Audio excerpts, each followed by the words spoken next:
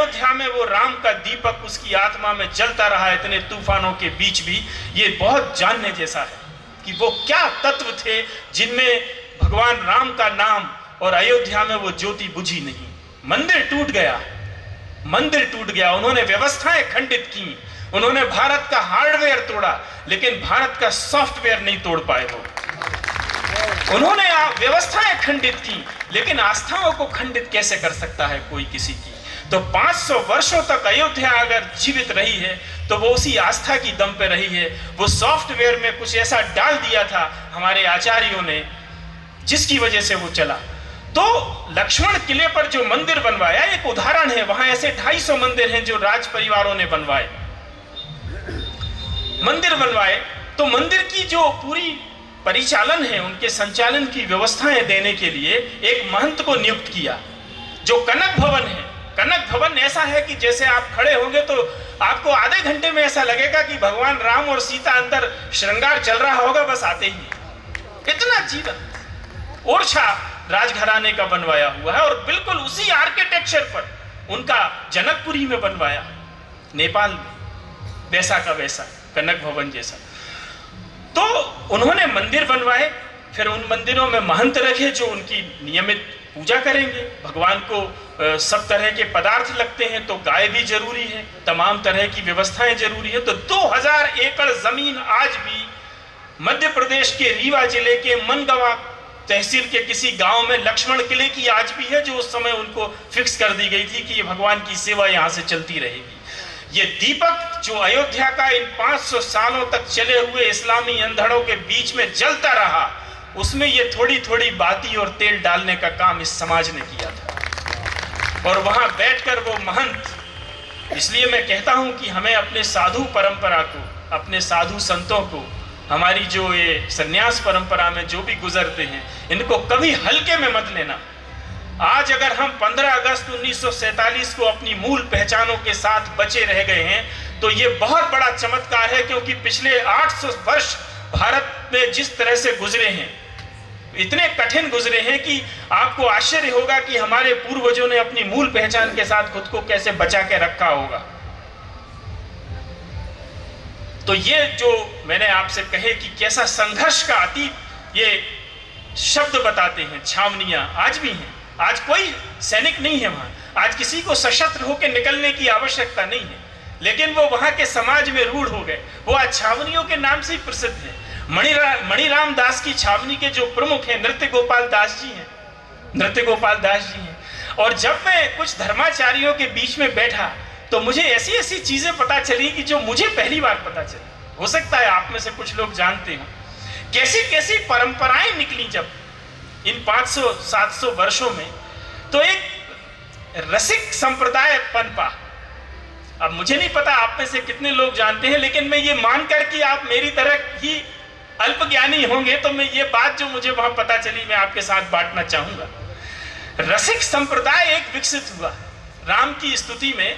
अब रामानंदाचार्य के समय तक, ये 12वीं-13वीं सदी में हुए हैं रामानंदाचार्य जी, और प्रयागराज इनका जन्म स्थान है, जिनसे पूरी वैष्णव स्तुति की परंपरा विकसित हुई रामानंदाचार्य की। तो इन्होंने, इनके समय तक ईश्वर के प्रति समाज की अवधारणा ये थी कि वो कहीं बहुत ऊपर है और अलग है हमसे, और हम उसकी स्तुति करेंगे, तपस्या करेंगे और वो कभी हम पर कृपा करेगा, लेकिन वो है दूर, हमारे पास नहीं है हमारा ईश्वर।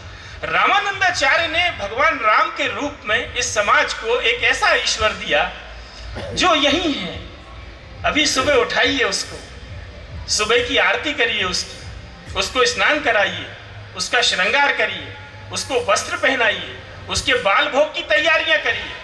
बाल भोग मतलब उसको नाश्ते की तैयारियां करिए। अब रोज आप पोहे का नाश्ता नहीं करते हैं, किसी दिन कुछ और भी बनाते हैं, तो अलग अलग बनाइए।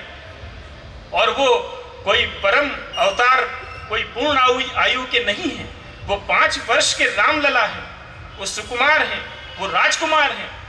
तो उनको ऐसे ही नहीं चलेगा कि आप गुस्से में गए और पर्दा हटाया और भगवान को गुस्से में नहला दिया। नहीं, 3 बजे सुबह उठना है आपको, तब 4 बजे तैयार हो पाएंगे आप। उनको ऐसे ही नहीं चले जाना है। 4 पद ये गाना है पहले, भगवान सुबह हो रही है, अब हम आ रहे हैं आपको जगाने के लिए, तो आ जाए।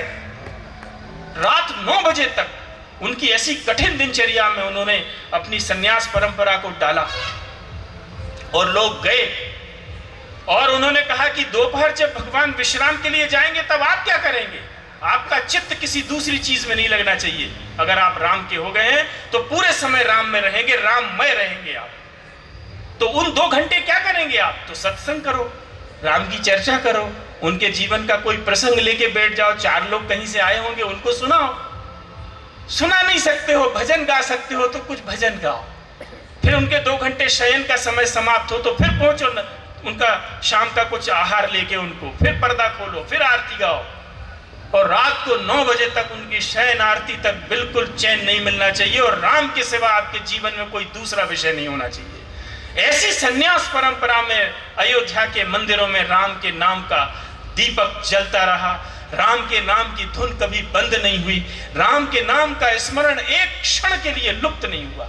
अयोध्या से बाहर चलते रहिए अंदर, सॉफ्टवेयर में यह चल रहा था, हार्डवेयर में बाहर सब बाबर तोड़ रहे थे, औरंगजेब भी तोड़ रहे थे, पूरी दम से तोड़ रहे थे।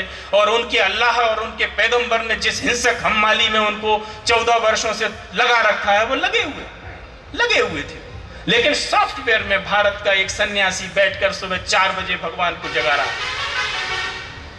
अब इसके अंदर और थोड़ी और माइन्यूट डिटेल में जाएंगे तो और रोंगटे खड़े हो जाएंगे आपके कि ये तो ठीक है, चलो कोई कर रहे हैं, दिनचर्या फिक्स हो गई है। लेकिन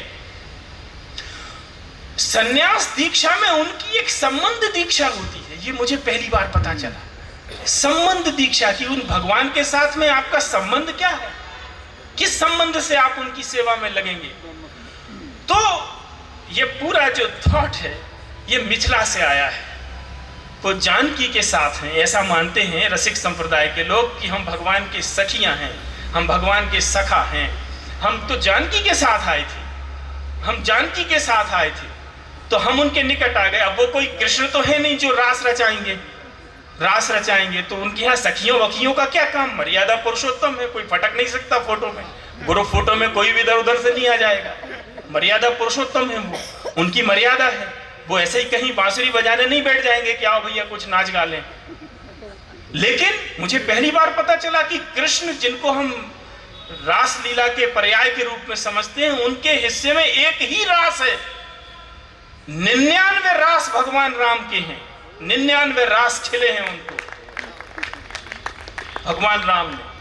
तो ये जो जानकी के माध्यम से हम जनकपुरी से आए हैं, ये हमारा संबंध भगवान से विशेष है, महलों तक का है, हमारी पहुंच वहां तक है। तो इन सन्यासियों को जो संबंध दीक्षा रामानंदाचार्य की परंपरा में मिली रसिक संप्रदाय में, तो जब कोई सन्यासी तैयार होता है जिसकी दीक्षा हो गई है और वो 25 वर्ष आयु का है, 2-3 साल से भगवान की सेवा में लग गया है और उसने सिद्ध कर दिया है कि उसका पूर्ण समर्पण भगवान के प्रति है, अब उसकी संबंध दीक्षा की बारी आती है। जब वो तमाम कसौटियों पर खरा उतरता है तो एक दिन उसके महंत गुरु उसको कहते हैं कि तुम्हारी दीक्षा चरणों की तय हुई है, भगवान से तुम्हारा चरणों का संबंध रहेगा। अब वो 80 वर्ष का मरने तक केवल चरण पर है, उनकी सेवा पे आश्रित है। और जब पूरे स्नान हो जाएंगे तो वो अपनी बारी के लिए प्रतीक्षा कर रहा है कि मैं महावर लगा दूं भगवान के चरणों में, मेरी सेवा वही है। या नेत्रों की सेवा कर दी है तो जब भगवान के पूरे श्रृंगार हो रहे हैं तब वो केवल काजल लगाने के लिए खड़ा हुआ है। 80 वर्ष की आयु में मरने तक केवल इसी सेवा में लगा हुआ है। तो जो चरणों की सेवा में लगा, अब वो कुछ अच्छा लिखने का शौकीन होगा, अच्छा लिख सकता होगा, तो उसने भगवान के चरणों की महिमा पर काव्य लिखे। उस परंपरा में कैसे चीजें आगे जुड़ती बनती चली गई, नई नई। भजमन राम चरण सुखदाई, सुनिए कभी इस भजन को आप, अलग अलग रागों में गाया हुआ है, YouTube पे खूब मिल जाएगा। भजमन राम चरण सुखदाई। कोई चरणों की सेवा में लगा हुआ था, कोई संबंध दीक्षा उसकी चरणों की नियत हुई थी और वो कुछ अच्छा लिख सकता होगा, अच्छी कविताएं कर सकता होगा, तो उसने भगवान की सेवा में जो 2 घंटे भगवान अब विश्राम में है तो मैं क्या करूं, तो चरणों की महिमा लिख डाली, नेत्रों की महिमा लिख डाली, उनके हर रूप रंग की महिमा लिख डाली। ऐसे काव्य विकसित हुए फिर उन मठों में। अब कोई लिखने वाला था, वो लिख के चला गया। फिर उसकी अगली पीढ़ी में कोई दूसरा आया जिसकी कोई संबंध दीक्षा फिर चरणों की हुई तय। उसका गला अच्छा था, गाता बहुत अच्छा था। उसने ये पुराना किसी पीढ़ी में गाया लिखा हुआ एक कोई महिमा उसने उठाई और उसने वो उसका कंठ भगवान ने अच्छा दिया था, उसका स्वर सद जाता था, उसने कुछ शिक्षा भी प्राप्त की होगी गायन की, उसने गाने लगा।